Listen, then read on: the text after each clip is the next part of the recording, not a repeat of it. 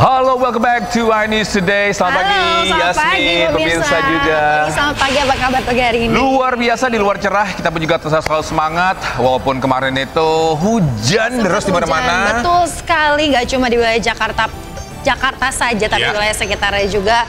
Kalau menjelang sore ke malam itu seringkali diguyur hujan deras. Bogor kemarin hujan nggak, Bogor? Hujan. Aku hujan. Benar, aku mengalami juga kemarin. Kalau memang di daerah Ampera atau enggak Cilandak, di situ ada sebuah galian di Simatupang, itu berimbas kemana-mana. Nah, jadi memang harus lebih sabar. Mungkin menghadapi kemacetan ketika hujan. Gerimis pun juga mengakibatkan kemacetan ya. Gampang terjadi kemacetan. Nanti kita akan memantau secara langsung ya. Benar. Seperti apa situasi di Galian Lubang tadi di TB Simatupang dengan rekan jurnalis kita yang sudah berada di sana. Tapi sebelum itu kita sapa dulu nih, pemirsa, apa kabar Anda hari ini? Senang sekali kami hadir selama 1,5 jam ke depan untuk memberikan berbagai informasi penting, menarik dan juga inspiratif untuk Anda. Ya, dalam edisi hari ini kami akan menyampaikan informasi terkini terkait kasus pembunuhan Kepala Cabang Bank BUMN yang masih terus digali motif pembunuhannya dan kemungkinan adanya pelaku lain. Bersama saya, Togi Snaga. Dan saya Yasmin Natania, pemirsa. Inilah iNews Today selengkapnya.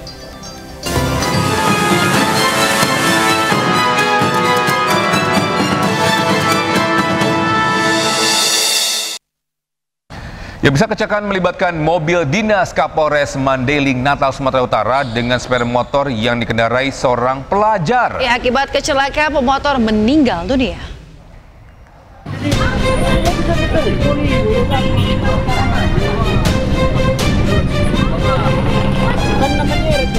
Mobil dinas Kapolres Mandailing, Natal, Sumatera Utara terlibat kecelakaan dengan sebuah sepeda motor di Jalan William Iskandar, Penyambungan Mandailing, Natal, Sumatera Utara. Akibat kecelakaan ini, pengendara sepeda motor yang merupakan pelajar SMA meninggal dunia saat dibawa ke rumah sakit. Teman-teman korban termasuk pihak kepolisian mendatangi rumah duka untuk bertakziah. Kejadian bermula saat mobil dinas yang dikendarai sopir Kapolres Bribda AK bermaksud menjemput Kapolres, namun di perjalanan mobil menabrak sepeda motor yang dikendarai korban FA usia 16 tahun. Bahwasanya mobil dinas yang dikemudikan oleh driver Kapolres, di mana saat itu driver Kapolres akan ke Polres Mandailing Natal atau ke Mako untuk menjemput Kapolres. Namun saat di Jalan Lidang terjadi kecelakaan. Nah, terkait dengan hal tersebut, personil atau pengemudi mobil dinas Kapolres saat sekarang ini telah kita amankan, kemudian kita mintai keterangan. Korban telah dimakamkan di pemakaman setempat, sementara sopir Kapolres Bribda AK telah menjalani pemeriksaan di pihak kepolisian. Pemirsa, petugas pemadam kebakaran selamatkan seorang balita yang terkunci di dalam mobil di Jatinegara, Jakarta Timur. Ya, suasana penuh haru pecah setelah seorang balita perempuan akhirnya bisa dikeluarkan dari dalam mobil tersebut.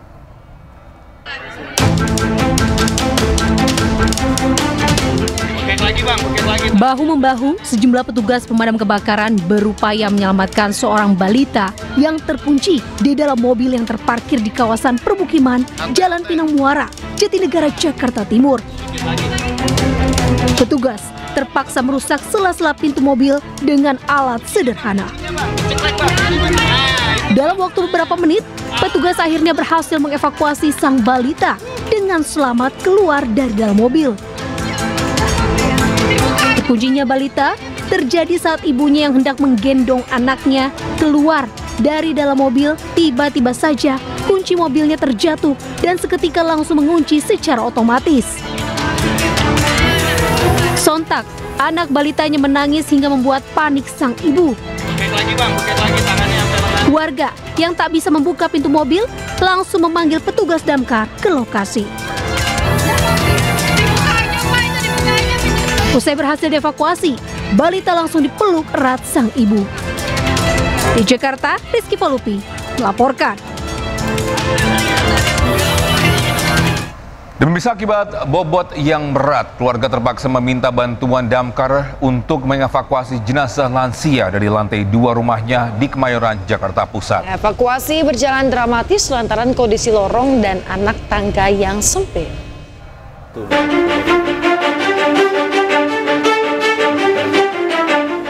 Petugas rescue damkar Jakarta Pusat mengevakuasi jasad penghuni kos Ratinem di Jalan Kran 3 Dalam nomor 4. Kelurahan Gunung Sahari Selatan, Kemayoran, Jakarta Pusat.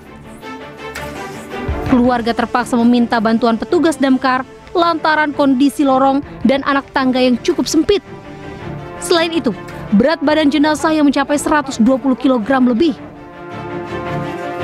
Sebelumnya, pihak keluarga dengan dibantu warga sempat mencoba mengevakuasi jasad korban, namun tak berhasil lantaran bobot jasad yang berat.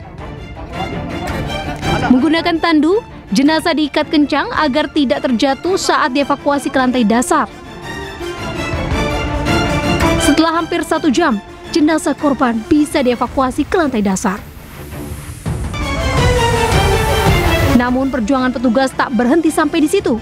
Lantaran akses masuk gang sempit yang terlalu jauh, membuat petugas harus menggotong jenazah hingga ke ambulans yang diparkir di jalan raya. Di Jakarta, Larissa Jaya melaporkan. Pemirsa, ratusan pelajar dan alumni menggelar unjuk rasa di depan SMP Negeri 13 Kota Bekasi. Mereka menuntut agar guru olahraga yang diduga mencabuli sejumlah siswi dipecat dan ditangkap polisi.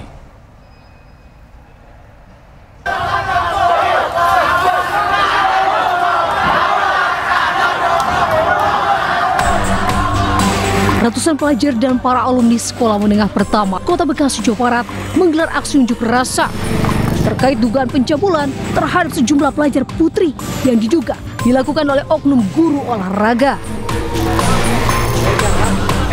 Mereka menuntut terduga pelaku dipecat dan ditangkap aparat kepolisian. Diduga oknum guru olahraga berinisial JO ini mencabuli para siswi sekolah lebih dari 5 orang. Selain ratusan pelajar dan alumni SMP Kota Bekasi, sebagian wali murid yang anaknya menjadi korban juga turut melakukan aksi unjuk rasa sebagai bentuk protes terhadap sekolah. Beliau sudah tidak menjabat tugas tambahan lagi, pembina OSIS, tidak wali kelas. Adapun berikutnya adalah urusan dinas pendidikan. Tetap sudah diproses. Kini, terduga pelaku sudah dinonaktifkan sebagai guru dan jabatannya di sekolah. Rencananya, pihak korban akan melaporkan kasusnya ke Dinas Pendidikan Kota Bekasi dan Polres Metro Bekasi Kota. Di Bekasi, Jawa Barat, Rahmat Hidayah melaporkan. Pemirsa, bentrokan antara warga kembali pecah di wilayah perbatasan Indonesia Timor Leste. Peristiwa yang terjadi di Kabupaten Timor Tengah Utara, Nusa Tenggara Timur itu mengakibatkan seorang warga tertembak di bagian bahu.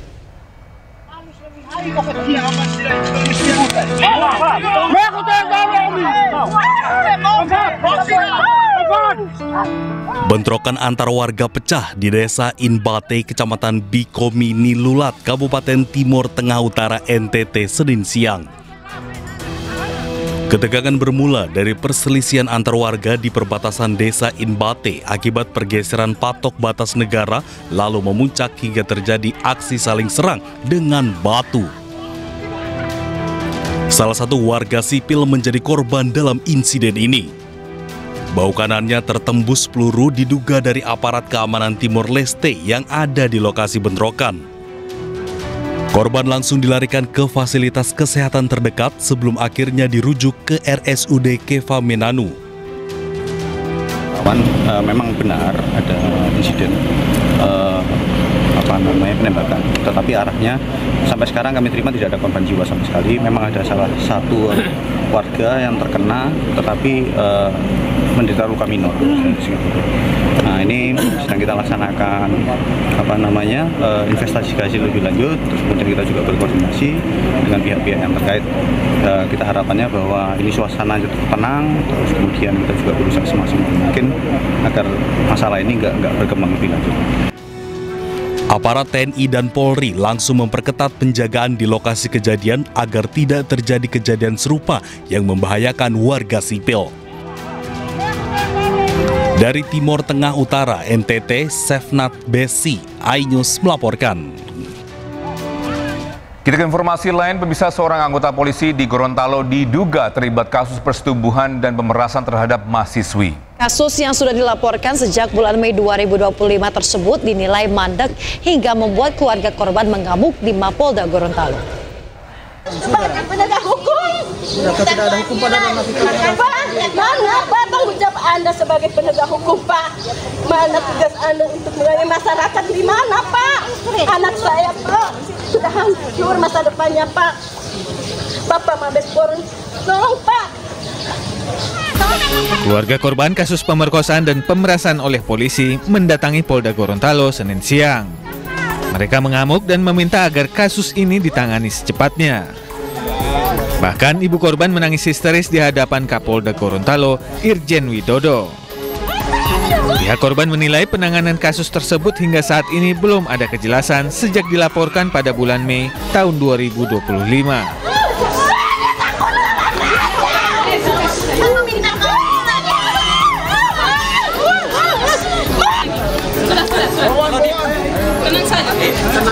Kami kecewa sebagai keluarga adalah di Polda itu sendiri masih dalam tahap penyelidikan. Olehnya kami bertanya-tanya kepada beberapa anggota yang ada di Polda Bonewalang sendiri, apa yang dilakukan oleh penyidik yang ada di Polda Bonewalang 2 bulan lebih lamanya. Sampai saat ini pelaku masih tetap berkeliaran seperti orang yang tidak melakukan kesalahan. Sementara itu, Kabid Humas Polda Gorontalo, Kombes Pol Desmond Hajendro, mengatakan kasus ini telah ditangani Bid Propam. Sudah 90% untuk perkembangan pemeriksaan kasusnya, penyelidikannya, ya. Jadi kita tinggal menunggu nanti akan disidangkan kapan. Nah, nanti kita akan update kembali.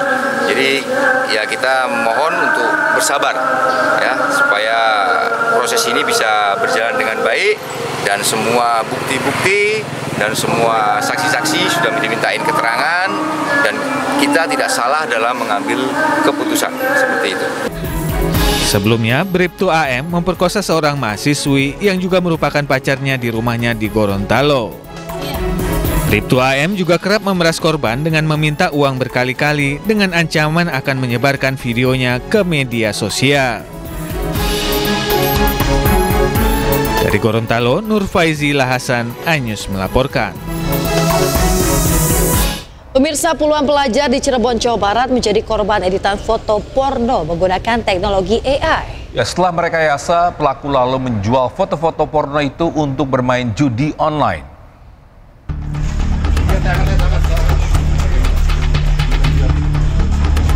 Salah satu orang tua korban editan foto asusila di Cirebon, Jawa Barat jatuh pingsan. Ia tak terima anaknya menjadi korban. Sementara sejumlah orang tua korban lainnya menangis di hadapan orang tua pelaku. Puluhan orang tua korban yang merupakan siswa sebuah SMA ini berkumpul dan mengajukan protes. Mereka menolak damai dan akan tetap melaporkan kasus ini ke polisi. Atau gimana? Iya, jadi untuk dengan kita lakukan pelaporan ini nanti untuk efek jerah juga buat yang lain bahwa perbuatan ini tidak boleh dilakukan walaupun itu masih di bawah umur. Untuk kondisi mau dilaporkan Kang Vega? Nanti nunggu pihak orang tua karena lagi sakit terus. Psikologis korban sendiri, para korban pasti trauma ya, gitu kan. Sebelumnya sejumlah pelajar menjadi korban manipulasi foto. 3 pelaku menggunakan teknologi AI membuat foto dan video porno menggunakan wajah para korban. Foto dan video hasil rekayasa itu kemudian dijual dan uangnya digunakan untuk bermain judi online. Dari Cirebon, Jawa Barat, Miftahudin, iNews melaporkan. Ya, memang kasus ini agak mengerikan ya, karena memang berkembangannya teknologi, apalagi AI. Kalau kita lihat di dunia sosial media, banyak sekali orang menggunakan AI ini disalahgunakan. Kadang-kadang itu dia, kita pengen kelihatan lebih keren dengan mungkin bukan wajah kita atau nggak badan kita, tapi menyerupai kita. Ya, apalagi kalau kasus tadi ini sangat merugikan orang lain ya, Togi ya. Dan sebenarnya kalau misalnya kita bisa memanfaatkan teknologi AI dengan baik, banyak sekali loh pelajaran ataupun ilmu-ilmu yang bisa kita dapat dengan cepat, dengan tepat. Tapi ini malah sayang sekali malah dipergunakan terhadap hal-hal yang kurang baik tadi dan merugikan orang lain. Benar. Kita berharap oknum ini atau enggak pelaku ini bisa ditangkap karena sangat mengerikan ketika mungkin orang tidak percaya atau enggak langsung percaya dengan foto kita mungkin tidak menggunakan baju atau apa, namun itu bukan diri kita sendiri ya. Iya, kita harapkan semoga dapat segera ditindak tegas ya Pak kepolisian ya. Kita ke informasi berikutnya pemirsa, usai viral di media sosial, polisi menetapkan pegawai bank yang menganiaya istrinya di Surabaya, Jawa Timur sebagai tersangka. Kekerasan dalam rumah tangga terhadap korban telah terjadi sejak tahun 2023 lalu, bahkan dilakukan tersangka di depan anak mereka.